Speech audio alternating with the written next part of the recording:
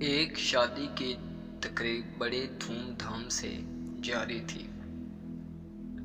دولہا دلہن بڑی شان و شوکت کے ساتھ اسٹیج پر بیٹھے تھے۔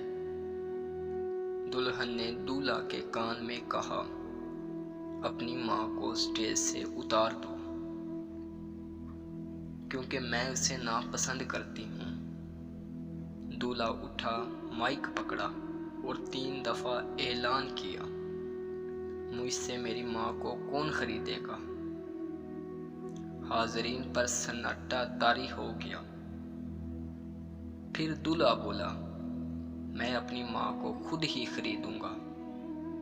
اس نے شادی کی انگوٹھی اتار کر پھینک دی اور دلہن کو طلاق دے دی اور ماں کے قدموں میں بوسہ دیتے ہوئے کہا، میں نے نفع کا سودا کیا ہے۔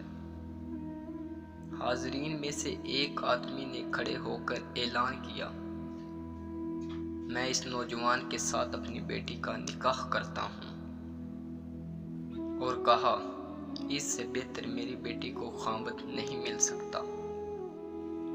اس نوجوان نے دنیا بھی کما لی اور اپنی جنت بھی، یعنی ماں۔ دنیا میں مجھے جو بھی ملا، جتنا ملا ہے، یہ سب کچھ میری ماں کی دعاؤں کا صلہ ہے۔